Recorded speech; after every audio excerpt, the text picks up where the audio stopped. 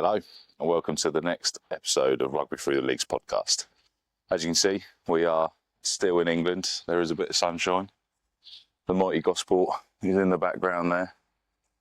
This week, we've got the amazing Lexi Chambers on, obviously embarking on an end-to-end rugby challenge. This is a long one, so I'm not going to dawdle along with this episode intro. So let's get on with it. This is a cracker. Right, so this week we've got Lexi Chambers on. So for those that don't know, she's kind of a big deal. She's got a few world records to her name, and now deciding to embark upon another, as you do, because obviously one's not enough. So you're targeting 5 at the minute. So you've got to go for it. So Lexi, thank you so much for your time. Really, really appreciate it. I know you're just in prep mode, ready for the actual journey and the challenge next week. So Lexi, for those that aren't aware, can you just share your life story, where you've been, any involvement in the game, and we'll obviously carry on. We've got a few questions to run through, and hopefully enlighten everyone and tell them where they start raising some money as well.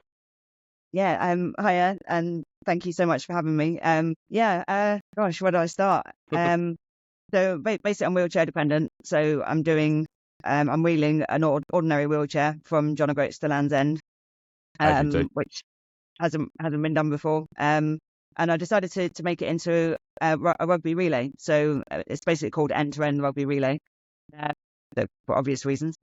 So what the premise is I'm going to be taking a ball. So we're starting off at Exeter Chiefs, which is where I live, and we're taking the ball to the first club in Scotland, and then we're going to be passing the ball from club to club to club all the way down the country. And basically it's just to sort of demonstrate what most people within rugby already know, and it's showing the connectivity behind women's rugby, and trying to get people in to watch the game and to come to the games and be there. And it all started, quite a long time ago, really. I was in the army years ago. Ended up with pain in my feet. It's quite a common thing called hammer toes. Okay. I had a surgery on my left foot, and my foot didn't get any better. And the pain escalated over sort of 8 years. I ended up with 8 surgeries over 8 years, and then after that, I ended up electing to have my leg off below the knee, just to try and get rid of the pain that I was in. And I found out just before that I had something called complex regional pain syndrome, which basically it's a fancy name for being in a massive ton of pain all the time. So if you kind of think about a sort of 0 to 10 of like a pain scale, I live at a permanent 8 out of 10, and that kind of goes up to about 10 out of 10 when it feels like it. So it's lots of fun, really. So the hammer toe situation, is that a common theme, and do they know how it happens, or is it something that can be prevented and you just unlucky in that situation that it escalated to where it is, or is this quite a common situations for veterans that people aren't aware of as well? No, it's common for everybody, actually. Okay. So it seems to be more prevalent in women. Right. Okay. But it's something that you're born with, and basically your toes kind of sort of misshapen. So instead of your toes bending forwards, they bend back on themselves, and they're quite often they arch upwards. So your tendons are quite short in your feet. So when you run and things, you're kind of clawing at your shoes, and it causes loads of pain. So you have to have surgery to correct it. So you basically have your joints removed, your tendons released. It's kind of lovely. And your joints released as well. So it's quite a big surgery. Wow. But normally it's corrective, and you can get on and carry on as normal. Some people only have it in one toe.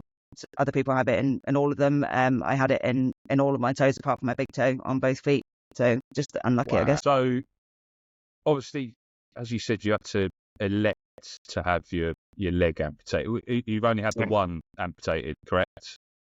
Yeah, just the one. Yeah. That must have been one hell of a decision to make. What sort of got to the point that one leg, did you like the other leg more than the other one, or was it just a case of that one was causing the most issue, that one had to go? That must have been one hell of a decision to go through. Yeah, pretty much. It was just the left one was the one that I had all the surgeries on. Surgeries didn't really work at all. They just caused more pain. I was on crutches, and then I couldn't do anything at all. I used to do sort of like quite a lot of sport. I'd do like climbing, pretty much anything that was sporty. I'd want to do, running, cycling, swimming, anything. And I couldn't do any of it. So it was a case of I need a bit of life back. So yeah, I literally said to my other half, look, if the next surgery doesn't work, which was taking another toe off, I said that's enough. I want the leg off. I was in like so much pain at that point. It was an easy decision, to be honest. And I thought if the leg comes off, I'll have a prosthetic, I can run, I can do everything else as normal. Wow. And yeah, that was it. So that was below the knee, yeah? You didn't go... Yeah, so with the prosthetic, how long did that take for that to be fitted and adapted? Is that something... Because again, you probably had to... The passion that you've obviously outlined for sport is quite critical. Yeah. Did you have to relearn how to do all of that again? Have you fully adapted and fully got yourself back into it? Or is that kind of where you are now? And Yes. So I had my leg off 4 years ago. And so you don't get a prosthetic straight away. So right. it takes about 8 weeks, and then like you have to heal quite a bit. Yeah. So I got a prosthetic to start with, and you sort of learn how to walk with it, and I adapted quite well. I was walking sort of relatively normally, and I was walking for quite a distance as well. But about 2 weeks after the surgery, I started to get a familiar pain, and I realised that the complex regional pain syndrome had come back in my stump. Wow. And then I got more pain on top of that, and I started to get stabbing pains as well. And we realised I had neuromas in my stump, which is a nerve issue. So I couldn't wear the prosthetic anymore, which is why I'm completely wheelchair dependent now. So it's a case of it was worth a shot. It was worth giving the amputation a go to get rid of the condition. Sometimes it comes back. Yeah. Again, just a bit unlucky again. So it seems that does seem to be the way. So as you said, you've got a real passion for sport. Has that always been through when you were a child and stuff? Did you play play rugby as a kid and stuff like that, or it wasn't around as much as a kid? Did you get much exposure you said you're in the army, correct? Yeah. Did So we played a lot of football in the army, but no rugby at all. When I was in, which was gutting. Yeah. When I was a kid, it just wasn't around at all. Even when I went to school, we never played any group sports at all, any team sports. We got all the kit, but we never actually did it, which was just an absolute nightmare. We spent most of our time doing things like tennis and long distance running and stuff like that. It was one of those schools that didn't offer a great deal. So I didn't actually find rugby until literally just after I had my leg amputated. Oh wow! So I watched the guys play rugby. Thought it was awesome, and then I went along to watch one of the Roses games at Sandy Park, and they played Italy. Yeah. And just, well, we can't miss out on this opportunity. Let's go along. And I just literally sat there and I was like, wow, this is absolutely phenomenal. I couldn't believe how tough the girls were, and they're just completely bonkers. They're just like running like freight trains in front of each other, and it's just like, wow, this is awesome. And found out that they had a local team, so ex-Chiefs women, and went along to that game and actually only missed one game since then. So really, so it's wow. And we travel all over the country, sort of making sure the girls have got a sort of a bit of support, and we go to as many England games as we can. And it completely changed our life, to be honest. So we do a lot of sport, we do a lot of sort of triathlons, things like that. And since then it was like, right, where has this been all my life? I definitely would have done it if I had a chance to do it now. I'd 100% be playing. I was offered a place to play wheelchair rugby. I was going to say that is that been a door open for you? Is that something you're going to take part in? I'd like to give it a go, yeah. So I've got a few. So I've got this challenge, and I've got a few others planned as well. So once I've done those, then I'll definitely give it a go, because it's incredible. Is that a local team to you down there? Is there a bit of an untapped? Because obviously wheelchair sports in the Paralympics and stuff grows a lot of popularity through that period. There's a lot of those sort of games, basketball, etc. So is there a bit of an underknown league of sort of wheelchair rugby that you've obviously had the door open, you're going to potentially tap into? Is that something that's actually out there that we're not aware of? Yeah, so there doesn't seem to be that many teams out there. Okay. And so the team that I got contacted by is West Country Hawks, and they seem to be absolutely amazing. So which is awesome, and I know that quite a few of them are actually going to the Paralympics now. So oh wow, they're brilliant. Unfortunately, I think they're probably one of the only teams that are fully disabled. Right. A lot of people don't in the teams, they can't get the full quota of disability or disabled athletes there. So they Okay. end up recruiting able-bodied athletes to Sit in basically a walk in, wheelchair and sit in the stuff. chair for the day and sort of join in. Oh, So okay. yeah, I think it's still quite unknown, and I think a lot of people with disabilities don't realise that they can do it. So I think that's a good thing to sort of spread the word about. You know, anyone can throw a ball and don't mind being bashed around a bit. Well, you got the wheelchair to protect you to an extent, so there's Yeah. that I probably think help it a bit. protects you and kind of hits you at the same time. So We'll try and make the positives. yeah, exactly. Yeah, we had the similar thing. We had the England women's deaf captain come on there a few episodes ago, Michelle Holdsworth. So Yeah. she come on, and we've been really promoting the deaf game within England. They've just gone to South Africa for a summer tour as well, and the Brilliant. men's won every game. They won the series tour. The women's didn't quite pull off that result because the South African team was basically a fully fledged professional team, nigh on out there. Yeah. So they've come away with some really good stories, and hopefully getting Michelle back on in the near future to promote some other bits about the deaf game as well. So I'll be definitely researching into the wheelchair stuff as well. Hopefully start spreading the word on that, because fair play, as long as everyone can be included in this game, the game will never end. It's when we don't know about those little gems and people actually taking the time. Even the able-bodied people going and spending that day being strapped into a chair and Yeah. having to adapt, because that must be quite difficult, because they're probably spotting a gap in their head that they know they'd potentially get on their legs, but they're trying to have to judge it while learning how to use a wheelchair as well, that must be quite an impressive challenge for both sides as well, to try and understand that. So that's Yeah. definitely something. Yeah, definitely. Oh, here comes the cat. The cat's joined Yeah, us behind. of course. He likes to do that. Yeah, no, that's brilliant. So obviously the wheelchair you've got is not a sort of a racing or sports wheelchair, is it? It's got a small adaptation at the front. Is that so you don't fall over on hills and stuff? Is that kind of where that one is? Is that for Yeah, the challenges pretty much. and around the track and stuff? Yeah, so it's just a box standard wheelchair, so one that Oh, you'd okay. use for shopping, Oh, essentially. wow. And the wheel on the front, it's called a track wheel, and it literally just stops you. So if you're going downhill, if you were to hit a stone or something, you'll if you're going at speed, which I normally do, you'll Yeah. get launched out of the chair. And if you hit Right. curbs and things like that, Yeah. again, you can get sort of launched out your chair. So it's more of a safety device than anything. Yeah. But yeah, I find it's massively beneficial. So without it, I'm absolutely useless at wheelchair skills. I have none at all. So I'm the half better in my chair than I am. Yeah. I'm absolutely rubbish. So it's really, really cool. It makes things a little bit tougher because it adds a bit of weight to it.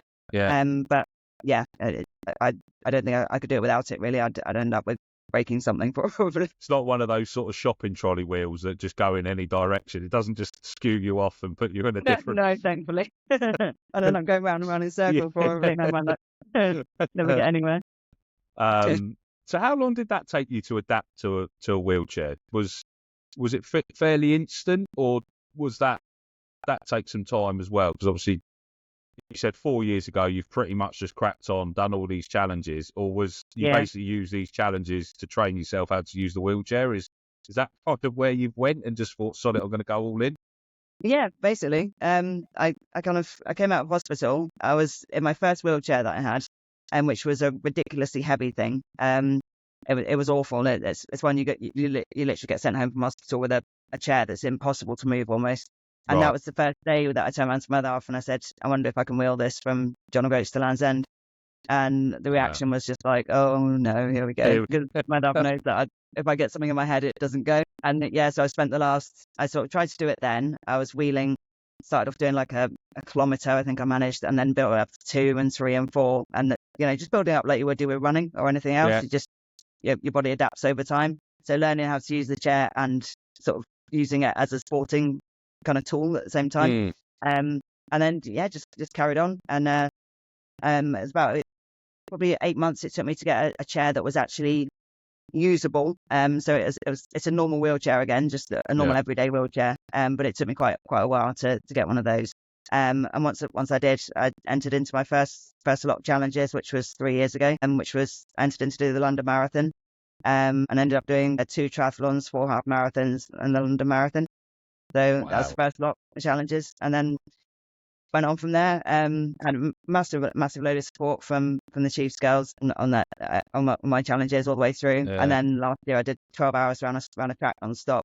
And again, all the girls came. It was a bit like being at a rugby game, actually, because we had the drum going and everyone was like cheering and stuff at the end. It was awesome. It was really cool.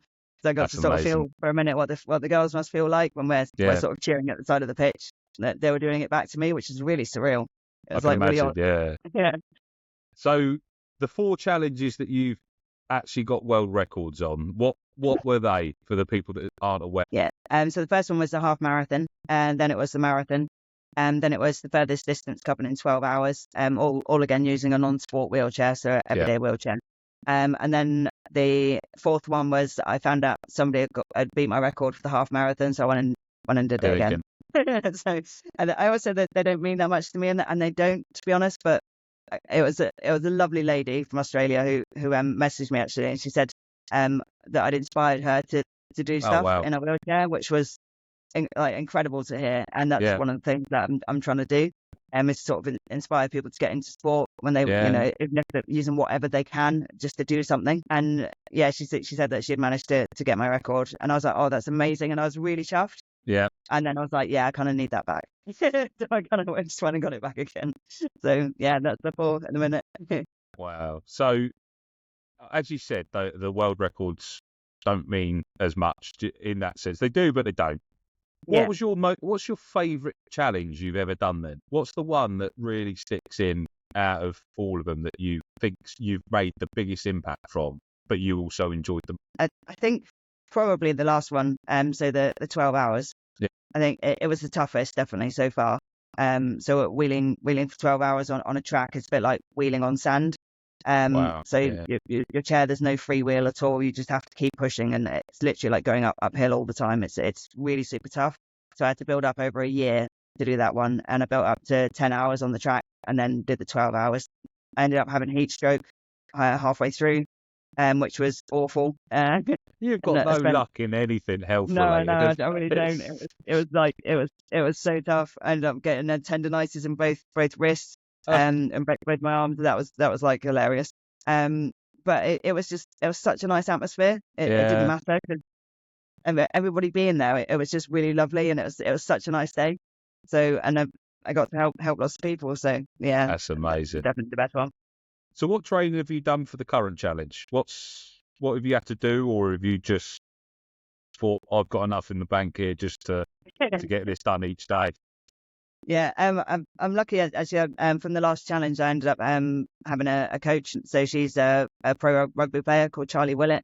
She plays for Childfinders. She coaches me. So she lives in London, so we do like remote coaching. So she's written all my programs, which is really, really amazing. So I've basically been doing like 3 marathons a week for the past 6 months.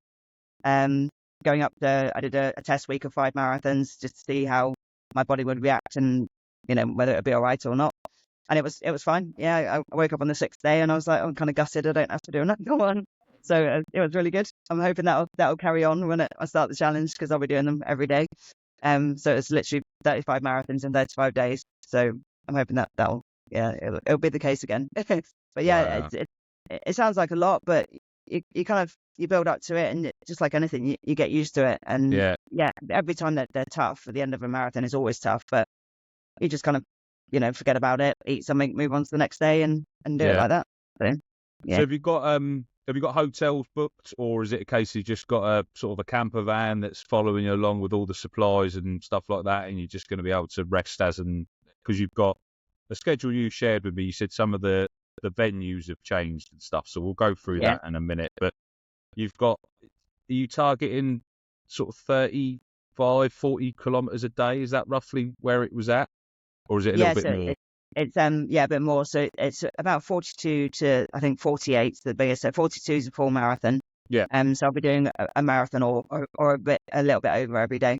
So it's kind of quite a hefty amount every day. But yes, we're staying in accommodation. We've managed to have a few sort of nights here and there that the hotels were giving us for free, which is really, Oh, really wow. kind of them. Yeah. But yeah, we've had to fork out for quite a lot because there's 4 of us in the support crew. Yeah. So it's going to be me wheeling. And unfortunately, I would have done it a camper van wise, but because my medical conditions, Yeah. I couldn't do it that way. I wish I could because I've got Yeah. fibromyalgia as well, which is Okay. another Yeah. pain condition. So I ended up with Wow. 3 of them. But yeah, because of that, I needed to make sure that I got the sort of my own facilities and stuff like that. So yeah, it's Yeah. just one of those things. Plus my 2 support crew. So we've got 2 that are there permanently. They're awesome. And we're also like part of a rugby family that all, Yeah. all like all our rugby family. We all go to like all the Chiefs games together, and we Oh, travel wow. around the country together. And they've just been there the whole way. So we've Brilliant. got Neil, who's there all the way through, and we've got a lovely lady called Pam, Purple Pam, we call her, who's really cool. And then we've got like a rolling third person in the crew. So Yeah. my dad's doing the first 2 weeks, and then we've got people coming up to different parts of the country for a week, and Oh, wow. sort of sharing the job really, which is going to be awesome. So it was nice Yeah. to let them have a bit of comfort as well. So Yeah. they're not Yeah. sort of like put together in a van. Bless them. So basically, if you don't make it to each hotel, everyone's sleeping on the side of the road at the minute. So Yeah, there's pretty no much. pressure on you. No, none at all. No. You got to get through it. Yeah, Um, as Neil said the other day, it's fine. We can all cramp into the van together, Yeah. and he'll do a barbecue in the back of the van. So we've got like a sport van, Yeah. which is kind of been donated to us as well. Oh, wow. And we've got a sport car as well. So we've got a car following us Okay. and a van with all the kit and everything in it. So it takes quite a lot of kit So to do something like this. yeah, I can imagine. So the journey that you've got planned and the stops, are you sort of going by road, or are you going to buy sort of the B road option, rather obviously not wheeling down a motorway, obviously, I hope, but Yeah, as rugby interesting. as close as possible. So you've obviously had to probably plan this quite in depth to make sure that you can get along the road. Has anyone driven the route, or have you just sort of Google mapped it and thought, yeah, that might work? Is that pretty much where it's Google gone? Maps. Yeah, Perfect. literally. Again, my other half, bless her, she's been painstakingly sat there in front of a computer for days on end. Just Yeah. so we had a lady that did the whole route, and then we Yeah. Google mapped it to make sure it was okay. So we Yeah. ended up having to make a few changes along the way. It ended up that I think I was on like a dual carriageway at one point, which wouldn't be ideal. And then there was a few paths that the vehicles couldn't make it down, so we had to change a few bits. So the kilometres started off at I think about 1,300, and we've ended up at 1,508 kilometres is the total. So it's Wow. like 947, I think, miles. So just under 1,000 miles. Not too bad. Amazing. Yeah, well, something to keep you busy, isn't it? So, Yeah, definitely. for those that are listening, where's the stops that you've got planned along the journey for people that can hopefully get out and see you and sort of cheer you on as you arrive? Because the plan is to basically take a rugby ball down to each club. Is that correct? And sort of That's it, yeah. share and connect the game. So Yeah, there's exactly. obviously going to be ones along the journey. So I think there'll be probably people hopefully listening to the pod that can get out and come and see you on the days that you turn up to their local club, or as close as possible. So if we can go through the list, that'd be amazing. I mean, anybody's welcome to come along as well. The more people that come, the better, I think. So the first one is in Scotland, obviously. It's called Ross Sutherland Club, and then we've got Lochaber. We're then going to Glasgow Warriors, and we're then at Helensburgh. Further from that, we go to we have a look on this Carlisle Cougars. We're then at Garstang Rugby Club. Then go to Wigan Warriors and Sale Sharks, which have all been amazing. We're then at Luctonians. We're still chatting to Gloucester and Bristol, but we're quite confident that they'll, fingers crossed, come on board. We're then going into Bath and Chepstow. From there, so we're coming through Chiefs, but they didn't actually. They're both having away games on the days that I'm coming through, so we're actually going to go back to them at the end. Yeah. So we then go to Bude Rugby Club, and then we're ending up in Truro, and Truro Rugby Club are doing this amazing sort of finish event for us, which is incredible. And then on the 13th, so I finished on the 10th of October. On the 13th of October, we're sort of doing like finishing it off basically by giving the last ball back to Chiefs. So we're taking the first ball from Chiefs and we're giving it back to them on the 13th of October. Oh, wow. When everybody will be there. So it's going to be kind of amazing. So the 13th of October is that a home game for the Chiefs as well? So they've got a big event. Yeah. Wow. Yeah, so it's going to be, as far as I know, it's the Chiefs women are playing Leicester Tigers, which is going to be great because Leicester is somewhere that I really wanted to go to, but it was really off the sort of path. Quite a detour, driving for about 2 hours, and bless them, the support crew are going to be driving really slow, following after me, for sort of 4.5 hours a day, and telling them they got to drive for an extra 2 hours. That I don't think they would have been too keen on that. But so it's going to be nice to actually see them as well, so they get to be part of it. So each club gets to keep the ball. So the ball is going to be signed by the previous team, passed on to the team and the next team and the next team. So they all get to keep a ball, which is, again, they've all been donated by TRI. Oh, wow. The Rugby Institute. So which is amazing. So we've got an official ball. It's going to be put on the sport and on the first sport car, and that's going to be the focus of the event, which is just amazing. Well, obviously, we'll get the schedule off yourself, and I'll share it on our socials. Might be able to tag the Tigers in. They might do the 2-hour drive for you. They might come and meet you on the way down. Save your support team. You never know. So, as we know, the rugby family does a lot. So you never know. They might be able to turn up. So thanks to them that I've been able to put this together. Basically, the teams have been amazing, so helpful. Yeah. Or literally, we just mentioned it to them, and most of them have just been like, come on down, we'll do this, we'll do that, we'll sort everything out. All the people that are doing the event, and we've got 10 people working away in the background, and they're all part of the rugby family that have all sort of put everything together. Brilliant. And it's just been the response has been phenomenal. And I hope when I get to the finish line, if I can sort of encourage 20, 30, 40, 50 more people to come along and watch the games, then I'll be ecstatic. So I'm going to be putting out daily posts as well. Wow. And I'm going to be wearing a different pair of shorts for one of the Chiefs women. Because we've got a lot of sort of players from all over the world, and it's sort of telling people about who they are, but also telling people about what position they play in. Yep. So it's in very simple terms. When I was first learning everything about rugby that I could, it took me a while to get to grips with everything. So I thought if I put things in very simple terms of this position does this, and then people that don't know the positions in rugby can hopefully learn something as well. And introducing some awesome players to people as well. So hopefully that'll be fun. Yeah, 100%.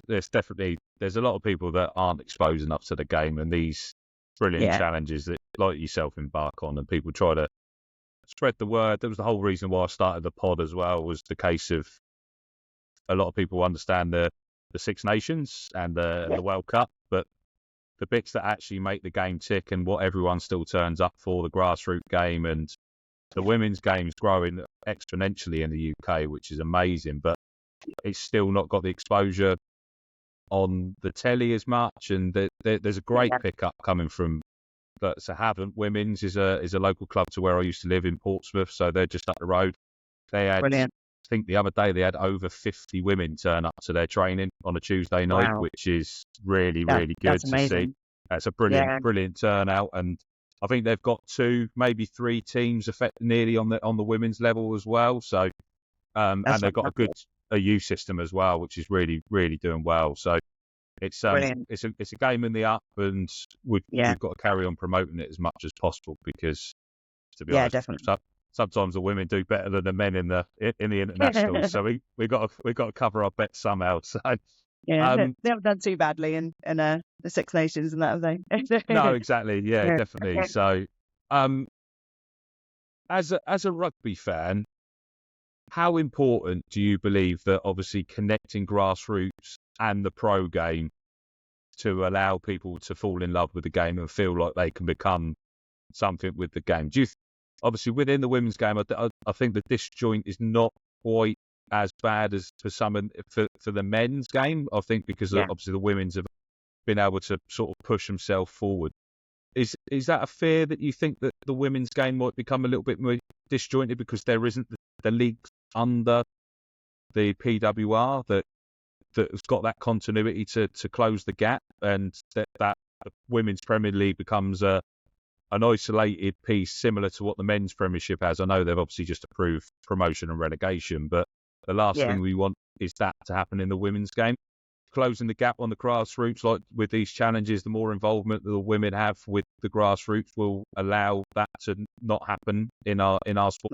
I hope so. I think there's a lot of unknowns about what's going to happen at the moment. I think with the women, there's, because things are sort of moving up, or they've moved up slowly. I think that everything's going to sort of stay more connected, if you know what I mean. So there's going to be more of a connection between the grassroots and sort of, leading on to the pro levels. So like just watching the Chiefs move, go from playing in the grassroots level, and then the players moving up to being Chiefs, and moving through the academies that they're sort of, because most of the male teams have academies. They go in their grassroots clubs, they move to an academy, and then they go on to being a pro player. So a lot of the women's teams didn't have that, and I think some of them are starting to have that now, so that you've got that continuity. And I think if people can watch their, sort of like their brothers, their sisters, their sisters, their friends play, and then move them up as they move on through their career, then that's going to be an amazing thing, because as soon as you watch somebody and they're progressing well, that comes with an audience, and that comes with a few people that are watching that person that the other people will talk about, and then it carries on, and the audience grows, and I think that's going to be an amazing thing. So obviously, as you said, you've gone to a few England games. Do you see that the price is increasing because of the popularity? Do you think there's a little bit more of a tax because they've done better to a certain extent, and that's closing out a certain level of fan? Because the women's game is more inclusive, 100%. There's more families go to it. Everyone that wants to go and watch that game is there because they love the game. They love what it represents. It allows families to go and watch a sport that they can feel part of. The men's game is similar, but not. It's a little bit more disjointed. It's a lot more expensive. It's already the ship sailed potentially. The last thing we want to do is that with the women's game, because the women's international bit is the big beast for a lot of fans to get together from across the UK and England to allow them to see their roses, correct? Yeah, exactly. Whereas the PWR doesn't seem to have that level of attendance at the minute. By making the international game too expensive, is that going to increase attendances at the PWR? Yeah, I'm unsure, to be honest. In my opinion, I don't think they're going to revert back to the club game instead of going to see the roses. Do you know what I mean? No, I think because all the roses play for the club game, the clubs themselves. So you've got a lot of roses that are, we've got quite a few in Chiefs now. You've got quite a few in Gloucester and Bristol. And so that the roses are scattered about in the normal clubs that you go to. And I think people that are fans of the roses themselves, quite often you'll find that they'll go to the local games because they see their roses there, and then they see other players, and then they get to know the other players, and they get to love the team, and that's what the beauty of what the roses can give and does give the game. So I think people that love rugby will go to both.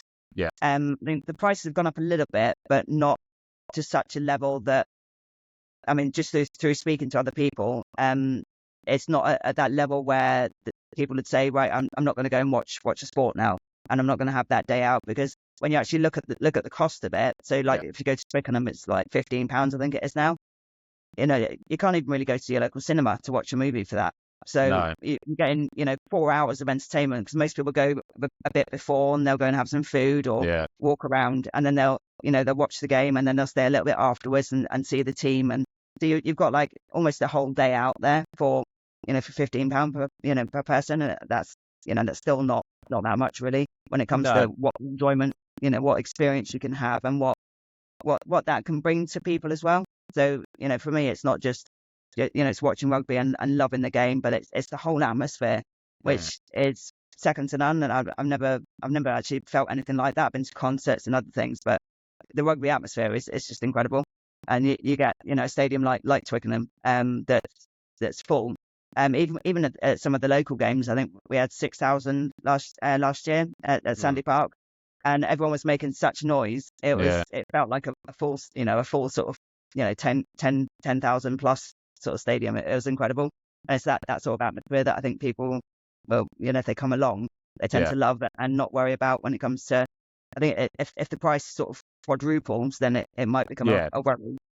But I think they've got. I think they're saying 30, 40 quid for the sort of the Women's World Cup is going to be the sort of entry level ticket, and then by the time you get to Twickenham, because obviously if you drive up, it's going to be 3-4 hours for you to get to sort of Twickers. Yeah, probably 100 odd quid in fuel. If you get the train, you're looking at pretty much the cost of a 3-bed semi somewhere. To be honest, train prices are obscene. They're a bit ridiculous. It's not just the price of the ticket. It's the accessibility across as well for a lot of families. By the time you paid 4 tickets at 30, 40 quid, that's quite a lot. It soon adds up, doesn't it? And I think that's potentially we're going to lose the price point. I think, as you said, it's priced actively now to make sure people attend, and I just hope they don't lose sight of that, especially with the Allianz agreement, because obviously we're not allowed to call it Twickenham now, are we? Yeah. Forgot about that. It's so hard not to. It's really hard not to call it Twickenham. What a calamity! Yeah.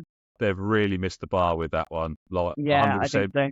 Bring the game, bring money into the game, and find ways of it getting to the grassroots. But you can't rename home, can you? No, exactly.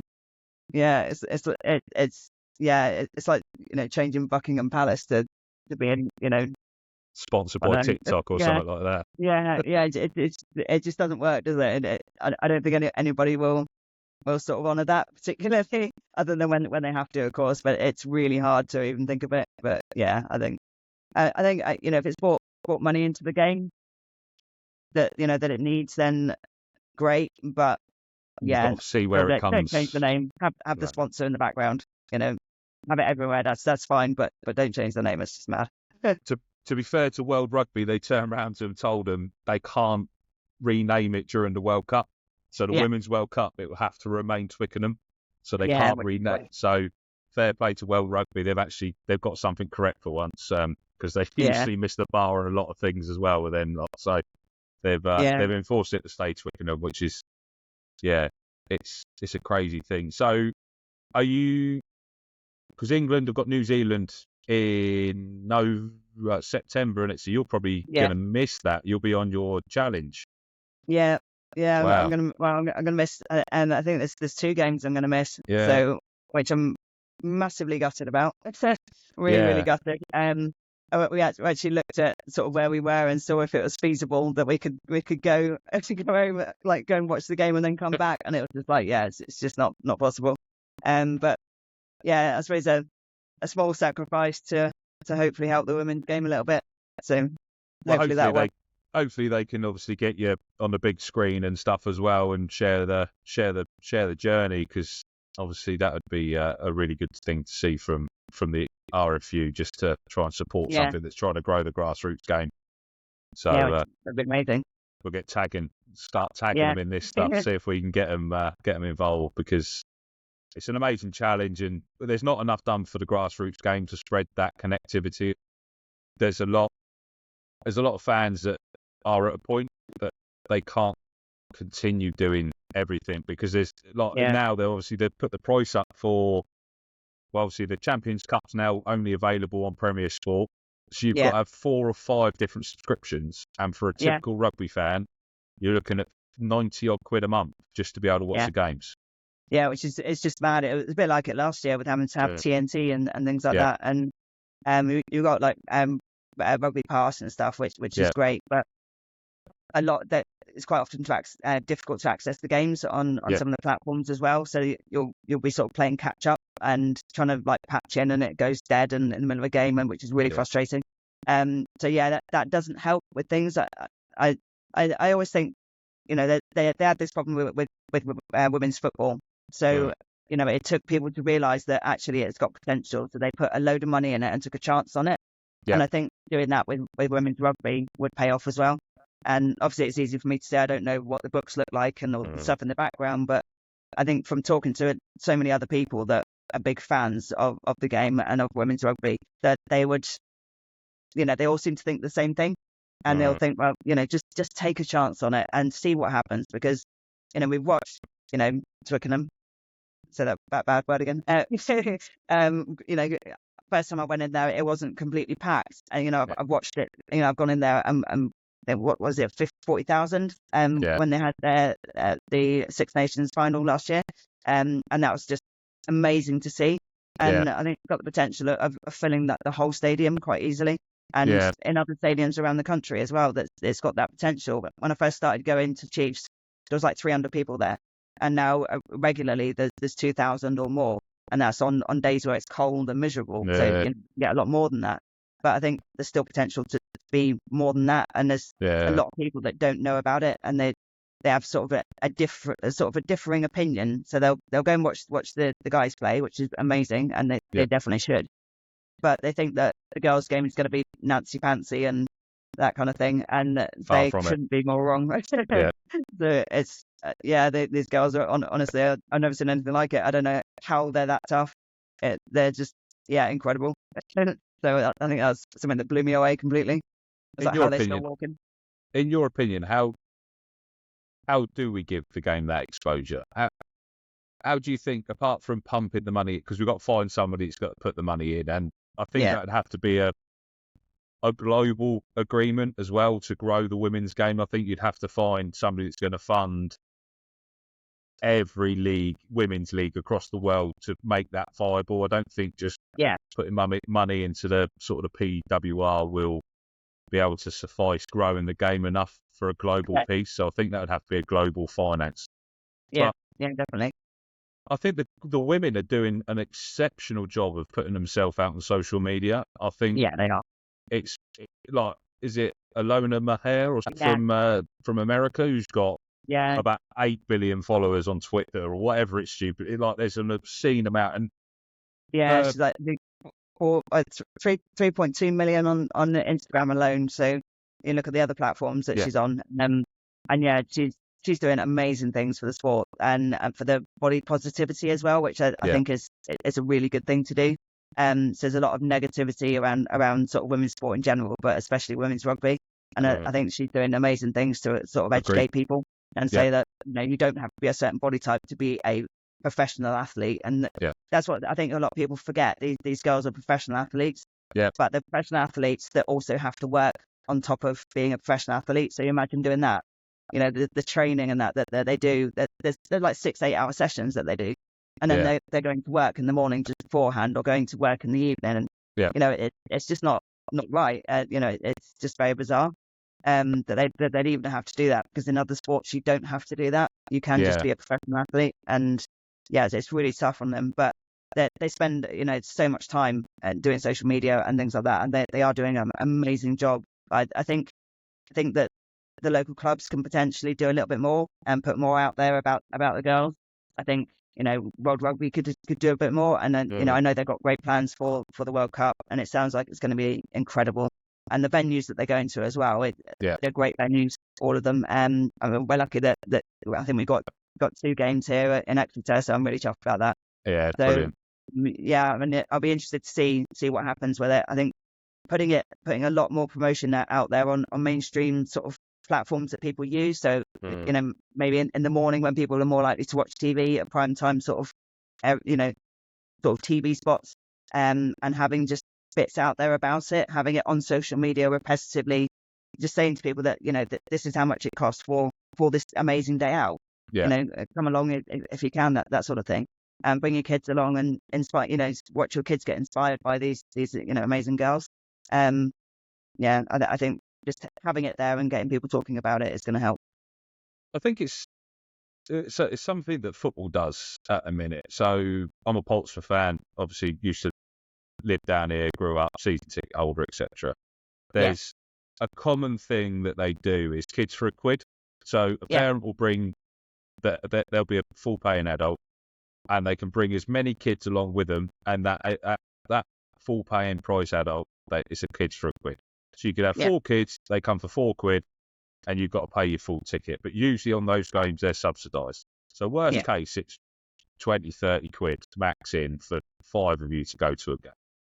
Yeah. Rugby doesn't seem to close the gap on certain kids' tickets, especially in the men's game, because the women's game, brilliant. I think the price point is basically there. You're not going to go wrong with if it's £5 for a kid to every game, and the season ticket's probably 35 quid or something stupid like that. It's subsidised heavily enough to make it work.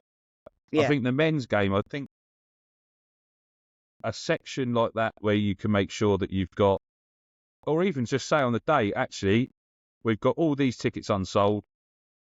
Adults come, you get a subsidised price, but your kids come free. I think that's a great idea. Because it's they're going to lose money by the seat being empty, but by the time they've come there, the kids ended up talking their parents into buy them a bottle of Coke, a packet of crisps, a burger. They've made money on there, and they might have then gained another fan that will come more often. Yeah, definitely. I think we're very close as a game to, because the financial dependencies are there so much, you can't subsidise things too much, but in turn, it would save the clubs down the line. It's a very short-sighted response. I think the women's game, obviously, as you said, it's multi £2, £5, whatever it is for a kid. That's easily accessible. It's just the men's game doesn't seem to close the gap, and I might be completely wrong there, but it's not publicised enough if it does happen, and I think that's the biggest I haven't heard issue. about it happening, And if it does, again, it's the women's game's pretty much nailed the social media aspect, and I think obviously the women's game being so accessible on social media, but that's all majority of that's being pushed by the player himself, which I think a brilliant aspect within the women's game, that they feel free enough to be able to do that, because a lot of the men aren't able to, because if they say the wrong thing, do the wrong thing, game over. They lose. They potentially lose their career. Whereas the women's game, obviously, the incident during the Olympics where one of the GB athletes made quite a serious error on what ended up on social media, but the rest of them pretty much got it nailed. The men's just doesn't sit. There's no icon, there's no idol that you can see. Whereas the women's game's got those sort of players. You've got the Maddie Levy coming in from Australia Sevens. You've got that Ilona Maher coming in, and all of these amazing female athletes with massive outreach.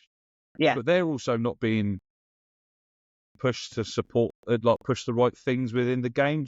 There's a lot of stuff to bring them followers. But there's not as much to say, I got started because this, and this. It's not being, they've got an amazing platform. I think there could still be bits that they could do to bring more in, because a lot of kids and a lot of parents are only getting told the bad things about the game.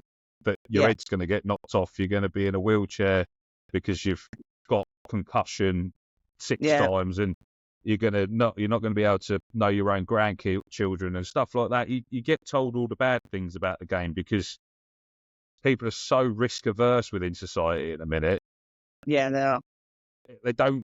The one thing that could probably benefit more, because I've played the game. Obviously, you fell in love with the game. You see the values. You see the rugby family. You gain people within your family. Sometimes you don't even want them there, but they're there if you need them, aren't they? Yeah, you call them up and they're there. And that's the beauty of this game that doesn't get sold. And I think there's enough people now within the women's game that have got the platform, but are they getting to the point where they're too scared to push things or call things out? Ilona done an amazing thing the other day, though, where she managed to secure basically £4 million for the women's America, because she put it out there and said this needs to be done. And it was incredible. And that's you said the way things are, which people don't know, that they have no idea. No. You know, an awful lot of people that I speak to literally have no idea that they think that the women are rich. You know, that they get paid a fortune, and it's like some of them don't actually even get paid at all. No. but they're going to all these games. That the international players, a lot of them have to pay for their own flights to play rugby for their country, and then pay for their flights home. And they're working part time to be able to do that. So they're basically working just to play rugby all the time, and they're playing for their country. Who else does that? Nobody does that. It's absolutely bonkers. But I think they could probably sort of say a few other bits about the game, but it makes me wonder, 'cause knowing a few other girls and how passionate they are and how much they want the game to grow. It makes me wonder whether they're not able to say a few bits about the game, possibly. Because I think if they could, they probably would. So it's that sort of the grey area that that only the privileged few know about. Is the media training basically saying you can only do this, and that's never going to allow the game to grow, because rugby, football, basketball, all of those have got big idols because they got people that people can put on a pedestal. Or hey, you've got to have the opposite. You've got to have the hero and you've got to have the anti-hero, and exactly. there's not enough of either within the game of rugby. There's plenty of people that play the character. There's plenty and grow the game brilliantly in that sense, but we seem that they're not allowed to, and if they do go too far, that's it, they're cancelled. Which is definitely not what we want. I mean, seeing just a couple of the clubs closing last year, Wasps and Worcester Warriors, that was heartbreaking enough. And what happens where do the players go when that happens? It's really, really tough. And it's that sort of finding that fine balance. So they need more people in the door, but they need to get more people in the door. So how do you do that? It's a really, really tough one. But I think a lot more can be done, and a lot more awareness can be out there about the game, and just talking to people about it, and just I suppose dispelling some of the myths about it. Like you said, if you play this game, you're going to end up like this. Well, actually, what is the percentage of people that end up like that? So it's only a low percentage of people that end up, with multiple concussions that are going to end up with problems. There's so much help there now to stop that from happening. The girls get a concussion, then they're off for a week or more, and they're very, sort of well looked after, and people make sure they're okay. And injuries happen in any sport. At the end of the day, this is a contact sport. It's going to happen.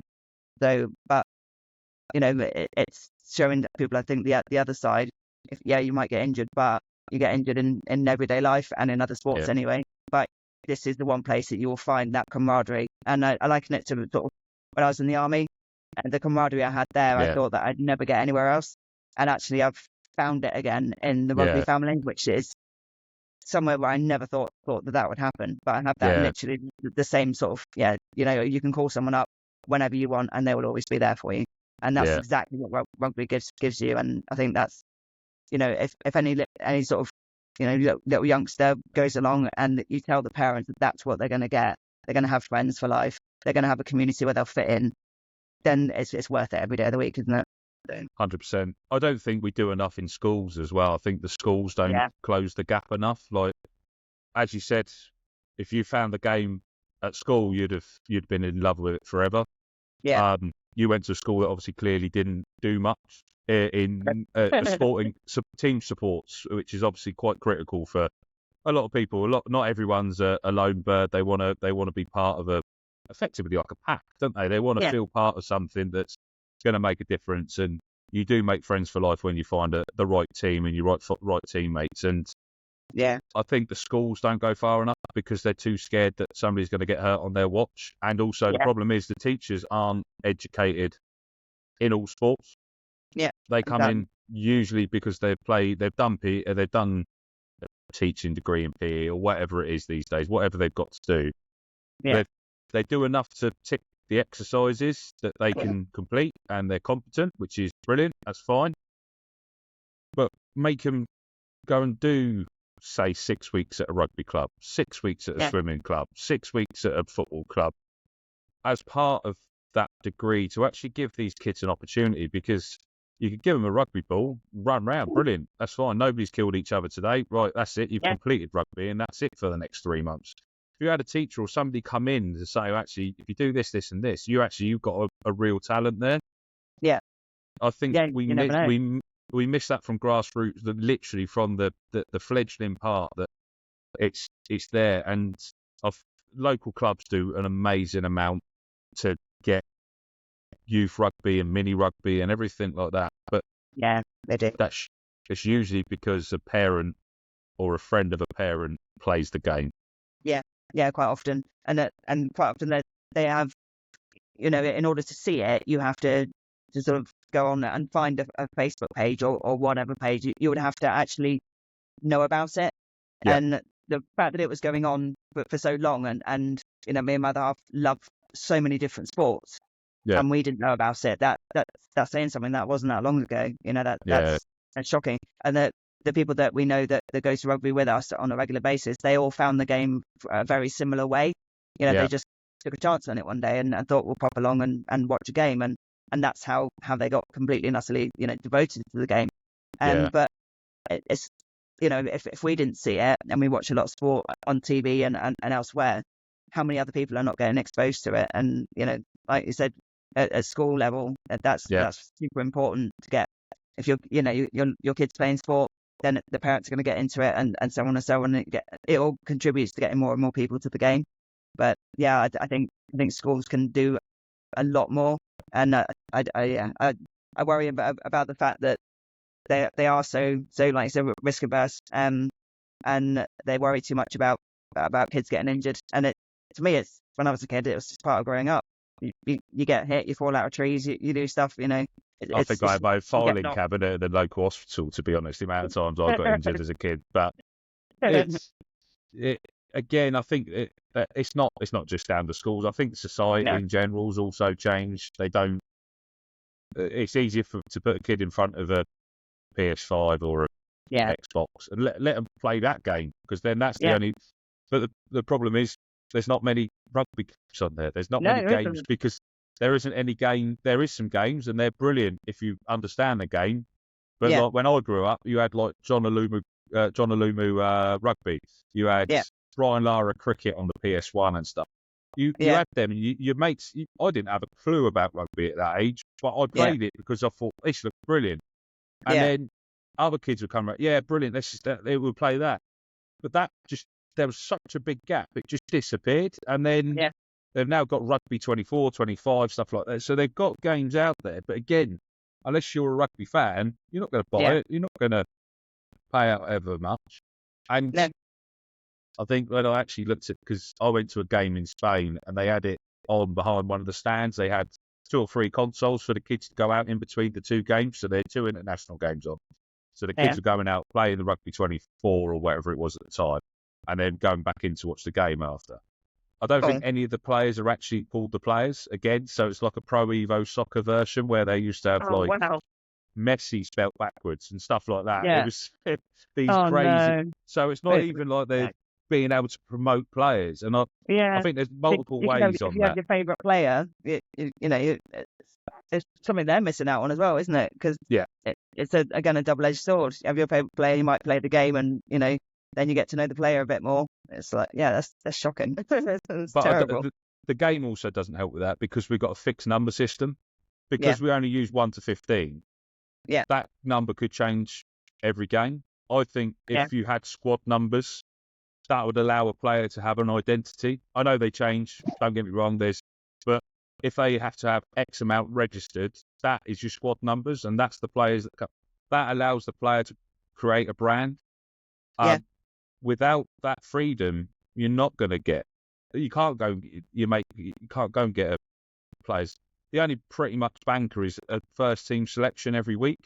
You can pretty much guarantee they're going to be there. Like Marla's always going to play number 1, or worst case, he's got 17 on his back or whatever. But unless you're following one of the, like the amount of youth players that are coming through, like their mate might have a son that idolises them. They can't go get their shirt number with his name on the back because there isn't one. And I think that doesn't allow us to put, as I said earlier, put players on pedestals, whereas women's game does, but not, you can't go and get a shirt on that. Well, you can and you can't, because most of the women's first 15s are pretty much there or thereabouts at the minute, because the players that are topping them are development in that extent. I think that's fair to say. I think there's some pretty much guaranteed fair fair choices. So, Yeah. but that Yeah. doesn't get pushed. That doesn't get put in the club shop. No. You can't go to the club shop and get Mo Hunt's number 9 on the back, or do No. you know what? Like all of these other players, you got Davies. You can't get her shirt number. You can't get my hair on your back a number 7 or whatever. There's Yeah. not that availability to be able to have a player create a brand, Yeah. especially when they've got such a platform on social Yeah. media. And Which they have, you know, I think when we went to our last England game, Marley Packer always Yeah. walked around the stadium afterwards with their little boy, and the amount of people that were there wanting to just say hello and asking her to sign things, you know, that says alone what a massive fan base that she has. Yeah. And I think a lot of people would you know really want to have, you know, Packer on the back of their top, or you know, and the captain of the USA team, so Kate Zachary. So yeah, again, she's like I think number 14 she plays at. And yeah, impossible. Even in America, you can't get a Kate Zachary top with a number on the back. So it's, you know, I mean, you could get it done yourself. So there is that avenue out there. The Chiefs shop in Exeter, if you buy a shirt, they will put the number on the back for you, or you can get whatever you like put on the back. So that sort of is there as an option.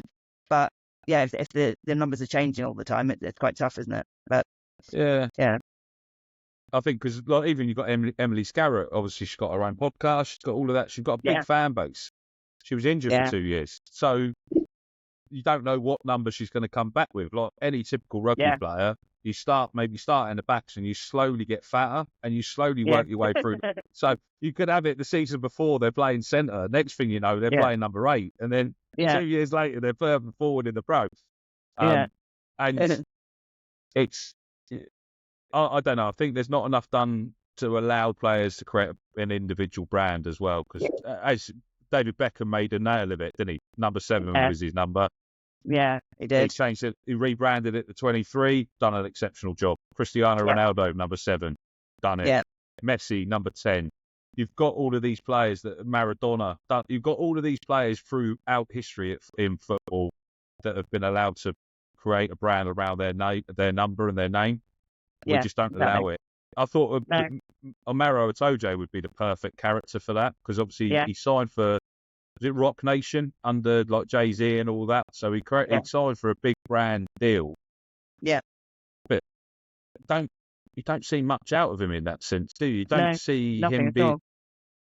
And whether we're not seeing the right avenues, I don't know. Maybe that's something that put down to the algorithm that we don't all see. But again, it's a shame that we can't have that one person to hang a cap on, like a Michael Jordan or something like that, to create that.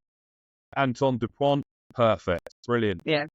But he's not a very exciting character. Do you know what I mean? He's not he's not done a Tuolangi, he's not jumped off a ferry in New Zealand. He hasn't done something like he's an exceptional player, but he's not marketable in that sense. Just because of raw talent, brilliant. It's easy to market, but not. Yeah. And you can see that in the social media figures as well from the women's game. But it's exponential compared to where the top men's players are, compared to the women's game that's actually been able to market himself individually. Yeah, I mean, I think the Roses have got quite a decent following. A lot of the Roses. Although the newer ones, not so much. I mean, some of the girls that I follow that are newer Roses, like Maisie Allen. She she did amazingly. She came out in her first game and she scored a try in her first game, which is brilliant. And I think she scored a try in her second game as well. And she's done so well so quickly as well. She's definitely sort of one to watch for the future, I think. She's back in camp again like this year, but her social media following is so small. But I know she's not sort of really into social media that much. She just loves the game and she plays it and she does an amazing job. I don't think she sort of worries about that side, but I know she does worry about the women's game just like everyone, and wants it to get bigger, so they'll actually be treated as professional athletes one day. So it's a difficult one. I think it's quite a lot to asking somebody that's doing all that as well to have to do so many sort of social media posts and things like that, because I've only learned it this year how long it takes. It's Oh, like takes forever. It's like editing it's a and whole full-time job on top of yeah, itself, and it's madness. and learning where to put them and all that kind of thing. And I'm still learning myself, and still got a long way to go.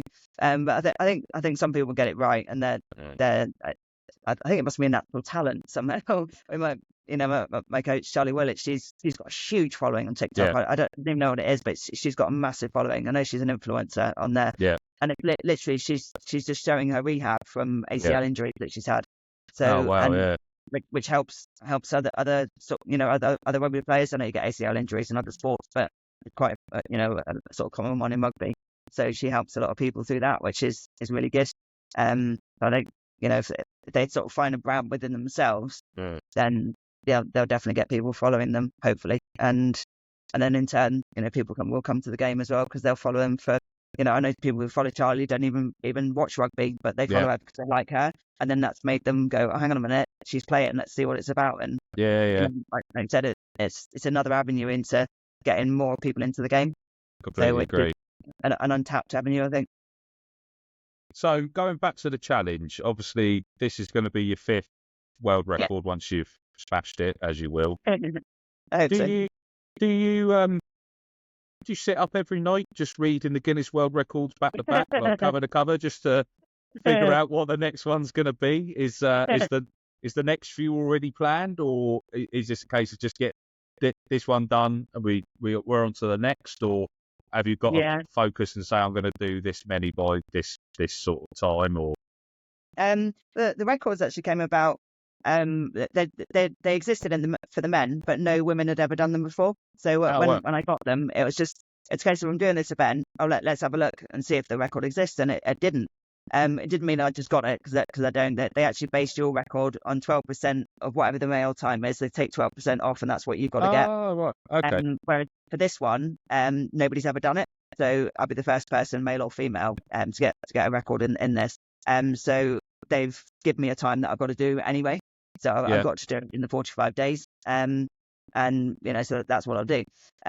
But yeah, I actually have a book, which I'm in, but I don't actually look at it to be honest. I'm not that sad. That sounds really bad. Sorry, Guinness. It sounds really bad, doesn't it? Nothing sad about the Guinness book. It's amazing. Nice save. Nice save. So I've got loads more planned. Next year depends on sort of sponsors, whether if I can retain some sponsors and maybe get some new ones. Then there's a much bigger challenge that I'd like to do, and it's almost 5,000 kilometers, which I'd intend to do back to back. So on back to back days. So basically it's in America. I'll say that. So it just depends, and again it'll be to carry on promoting women's rugby, sort of internationally, promote it in America and promote it in other countries, and carrying it on that way. I've got other ideas. I've probably got a list of about 15 different challenges at the moment, and I pretty much know already that they've never been done from a female perspective. So it's a thing that women don't really do. A few men do it, but not that many. But not many women do stuff in a non-sport chair, which is again something that I'm trying to sort of change and trying to say to people that you don't need to spend 60 grand on a wheelchair to do sport. So if you've got a pair of trainers, you'll go for a run. You've already got your trainers there. That's your legs. Use it. Use it for doing a 5K down your local club or something like that, and be active. And there's so much benefit to gain from being active. Positivity, positive mindset, or the kind of thing that sports give you, and that will give you the same thing. So hopefully more people will take it up. Fingers crossed. Hopefully not overtake me, but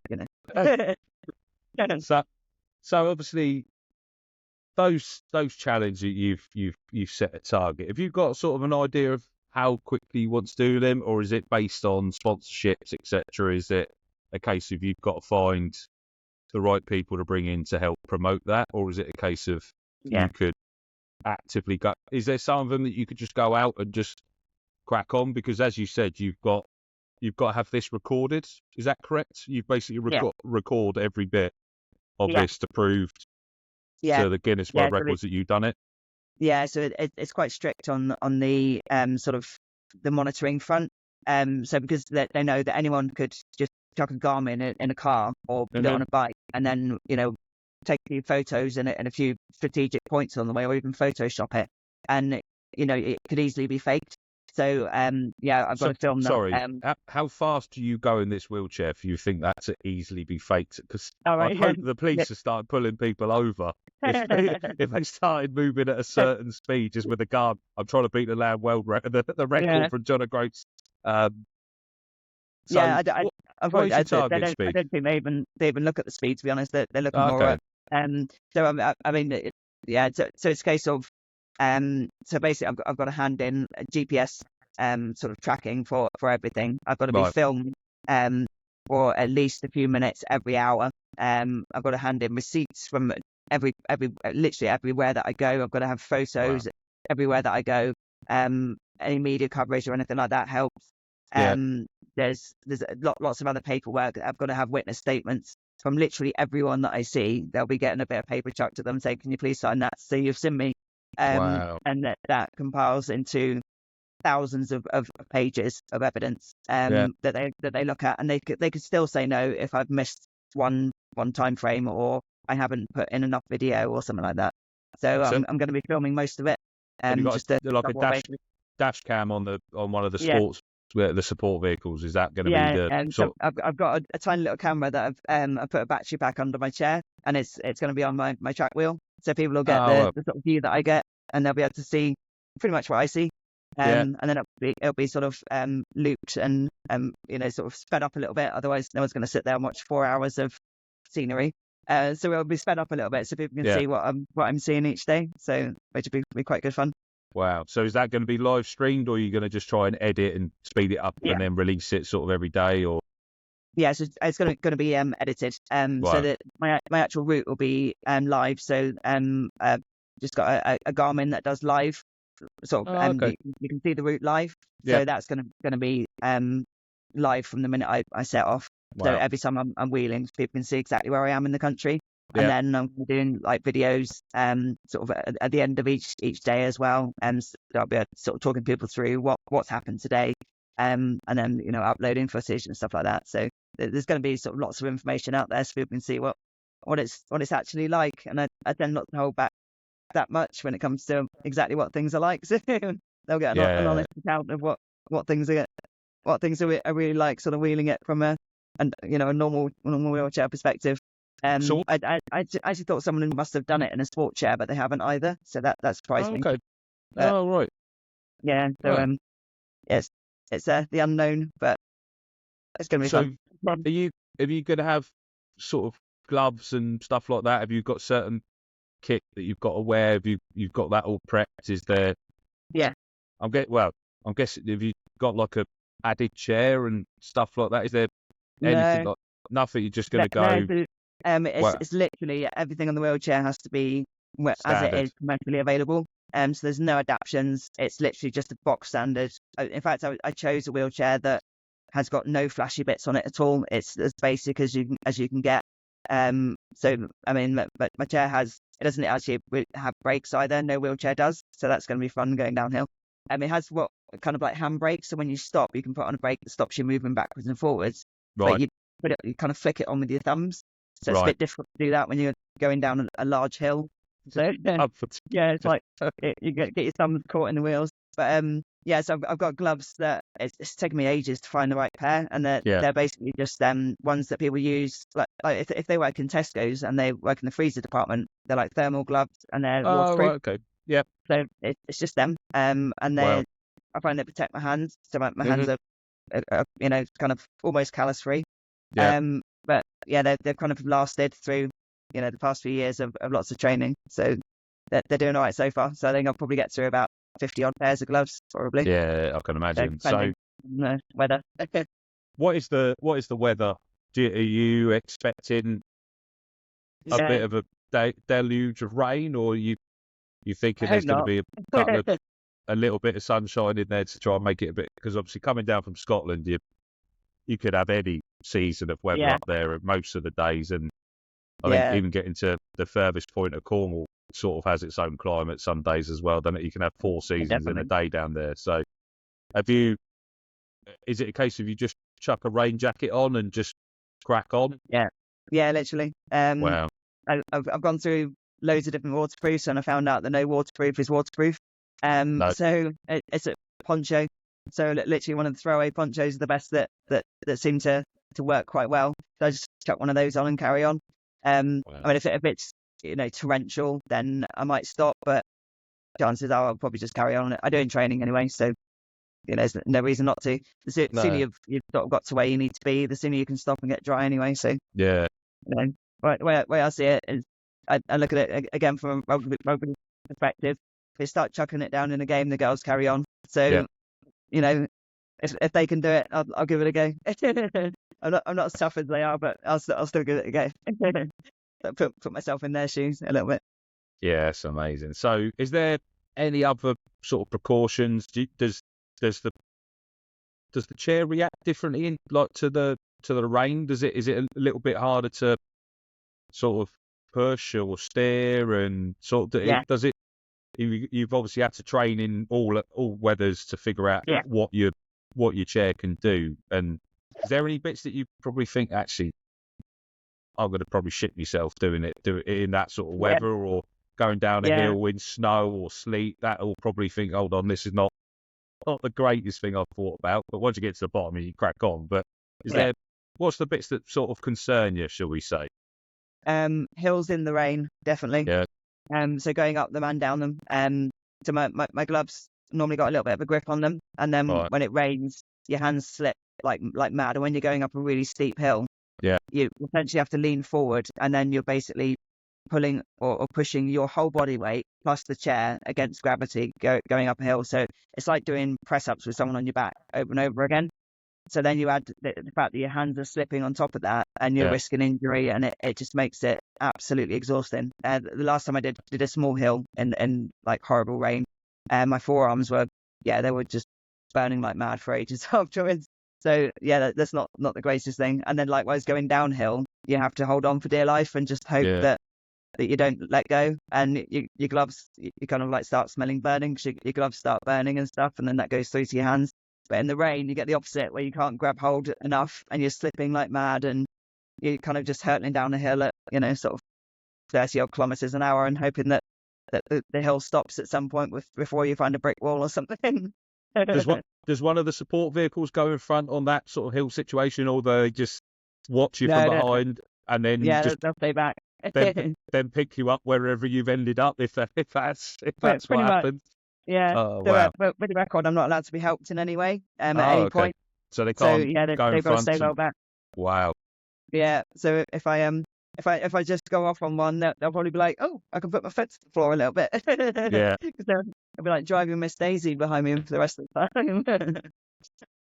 So you can't use any sort of grip aids, sort of anything like that. You can't spray the sort of the glue stuff that rugby players use on, because there's a lot of lads at grassroots rugby that have got no hands pretty much. Yeah. So they spray this glue on to try and help them. You can't use any of that. It's literally fully unmodified.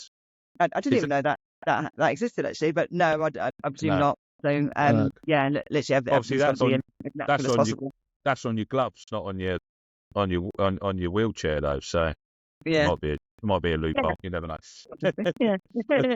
Like worth looking at. That could be practical. And a little bit helps and all that. But So the chair is just literally as simple as it can possibly be. When I first did my first record, the track wheel wasn't acknowledged at all, and now they've started acknowledging it in the records. And my last one had front wheel written next to it. Right. But it just basically indicates that I've got a box standard wheelchair with this front wheel on the front. Right. So they're acknowledging that as well. So which is fair enough. So it's there. It doesn't actually help particularly, but it's just like I said, it's sort of it makes things harder because you're adding weight to everything. So it adds like about 6 kilos. So when you go into the hill, you really notice that 6 kilos. But again, it just stops me from chucking myself out the chair, which I tend to do a lot. Otherwise. So obviously alongside that as well, have you got to be registered disabled as well to be able to claim that record, or could you be able-bodied and jump in a wheelchair and attempt it, or Yeah, I'd is it presume so. okay? So I've never been asked for any proof, put it that way, that I'm disabled. I suppose mine's quite obvious, but Your missing yeah, leg was probably yeah, yeah, suffice, but you just the never. one leg and the other one flopping away there.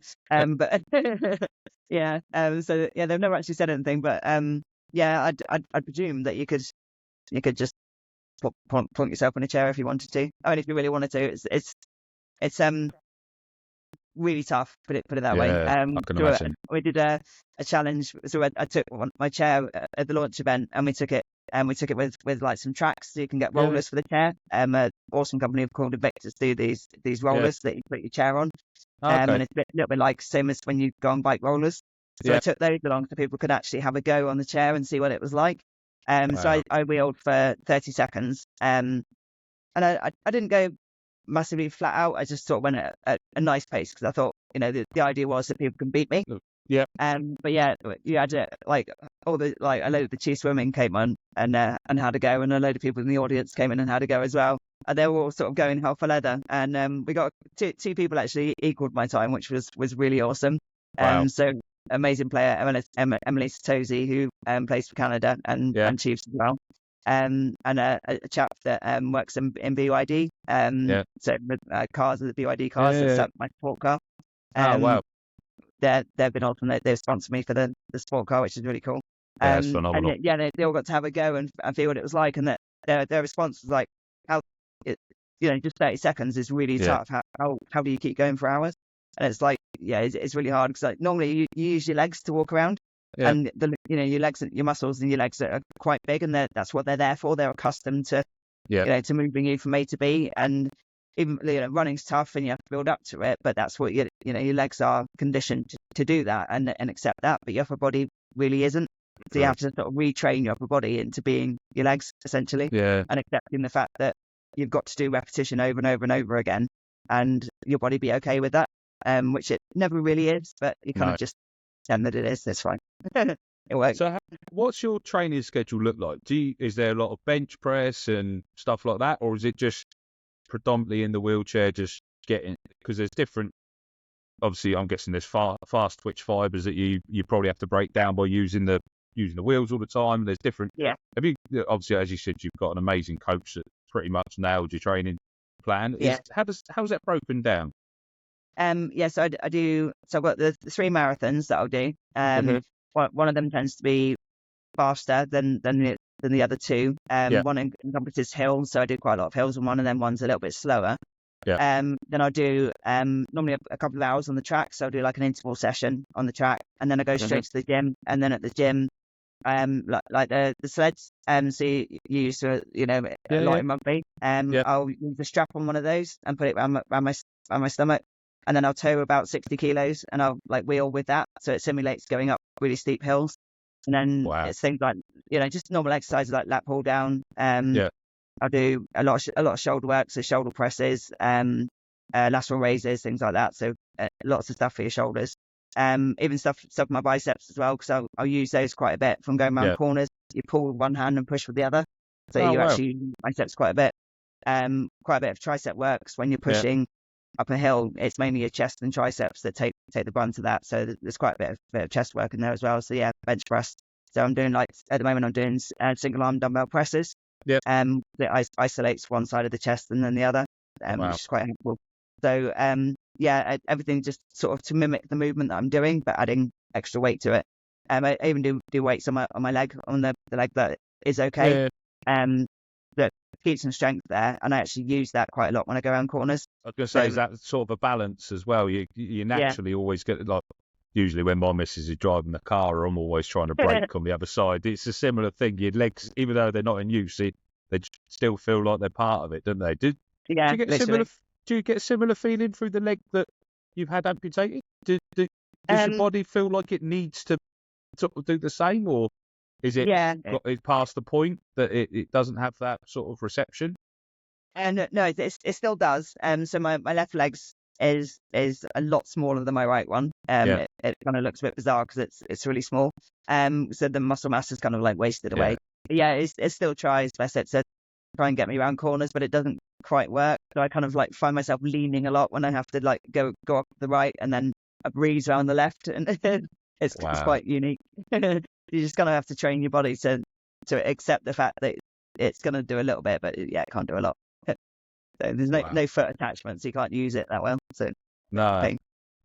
So the obviously the gym, you just said that you go to the gym. Have they had to adapt for the chair, or do you just you're able to just jump on the normal, like the lat pull down is obviously usually a fixed machine in most gyms.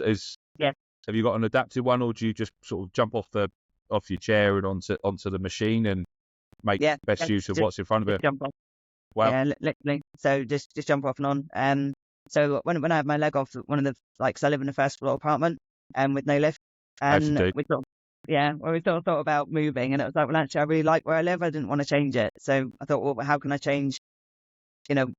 Being independent from where I am, and carry on being independent. So I found a way of getting my chair down the stairs, just by you kind of like crawl pretty much, and just like let the chair sort of lead you down the stairs, and then pull it back up the stairs. And it's just finding different ways to do things.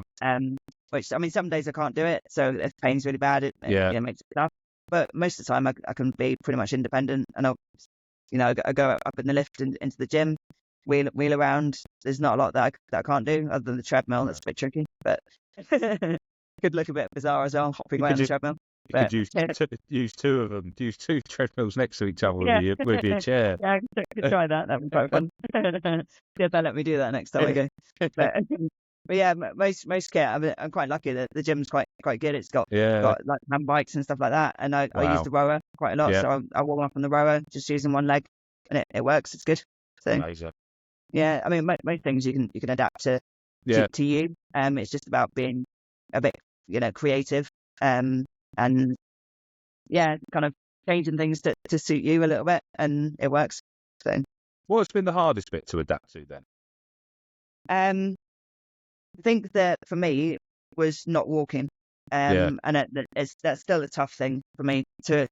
So I don't think I'll ever accept the fact that I can't walk. So after my surgeries, I've had like 20 surgeries so far. And after my event, 6 days later, I've got a pre-op for another surgery on my nerves in my leg, and hopefully that they can have a chance of fixing those nerves. And if they can fix them, then I could potentially wear a prosthetic for maybe up to 20% of the time. But because of the pain condition, I can't wear it all the time, and I won't be able to wear it. I won't be able to just walk with a prosthetic. I'll probably have to have crutches as well, and that'll be for like a very small period of time. But yeah, that bit is the most difficult, because I think I keep sort of asking the doctors whether I could try it again and have an amputation again and go higher, and see if that would get rid of the pain condition, so I could be mobile all the time, and I could actually wear a prosthetic. And then I sort of thought about the wheelchair side of things. Would I carry on doing what I'm doing? And it's like, well, actually, I want to carry on doing what I'm doing, because I'm hopefully gonna hopefully help some people. So I would still carry on doing that regardless. Because at that point, when you're above knee, you quite often need to use a wheelchair on occasion anyway. Because when you're an amputee, lots of people think that you can wear a prosthetic all the time, and even if you've got no problems, you still get problems like rubbing, and you get blisters and things like that happen. Especially if you're stupid and wear it a lot, which is probably what I'd do. So I'd probably end up in a wheelchair from time to time anyway, so it'll be fine. But yeah, so that's a really tough side for me. And it's one that it's like anybody. If you take walking away from you, you want to be able to walk again. So and I've got a chance there of doing it. So I'll hopefully so I'll keep plugging away until hopefully they say yes at one point. That'll be nice. I was going to say, have you already started eyeing up world records that haven't been completed by somebody with a prosthetic? Is there I've already got one eye, that's it, I've nailed it. If I've got to settle for walking again, I'm going to go for all of these. Yeah, I've kind of had a little think, maybe. Just a little one. But we'll see what happens. Amazing. Lexi, this has been an absolute revelation. It's been an amazing conversation. You're an absolute amazing person for what you're doing. Spread the word about the game, and just doing what you're doing, just being out, just so positive about everyday challenges. Like my back hurts occasionally. I got a bit sciatic from playing rugby. I thought it was a bad day some days, but you seem to be absolutely smashing life with so many challenges in front of you, and you're just smashing down walls everywhere. So Thank you. it's been an absolute honour to have you on, and thank you so much. And obviously, we're going to promote as much as we can across all socials and keep in touch with you throughout the bit, so we can share people where you're going to be on what days and Yeah, will do, everything like, definitely.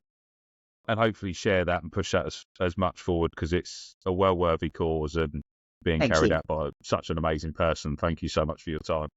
Thank you so much. Thank you. It's been absolutely amazing talking to you. Brilliant. Thank you, Lexi. Let's keep in touch. Let's get this promoted as much as we can. Yeah. Can I just say, if people want to have a look at their website, it's called end2end.org.uk. So just end with a 2 in the middle, and then end.org.uk, and then it tells them basically what I've told you. So it'll tell them all about the challenge and where they can go to donate, and where they can, where they can see me, hopefully. Yeah. So in a few days' time, it's like quite scary. Yeah, it's amazing. Thank you. Brilliant. Cheers, Lexi. Thank you. Thank you so much. That episode comes to an end. Thanks for everyone that's watched all the way through. I know it was a long one, but there was plenty to fit in. Great guest again. Next week, we are going actually out into the field with... we've got a little bit of a turn up. We're going down to Gosport. We're going to go watch their last pre-season game over at Millbrook, get it all readied and get that released before the first season game on the 7th. We've got a little bit to go out in the field, and we're going up to Newbury on Friday night as well to watch their game against Swindon. Millbrook are over there as well, so with some amazing bits. We're actually getting out and seeing the grassroots and getting some real life interviews. So the next episode is going to be a little bit of a mismatch of interviews with different people, but it'll be raw and out there and actually out in the field to understand the day-to-day battles of grassroots rugby and those that make it click. So yeah, can't wait for that one. And we'll also be announcing the new competition that's coming up as well, so watch out on the socials for that. So there is a nice new competition coming up for us as well. So thank you for everyone that's joined, really appreciate it. Keep safe. Ciao.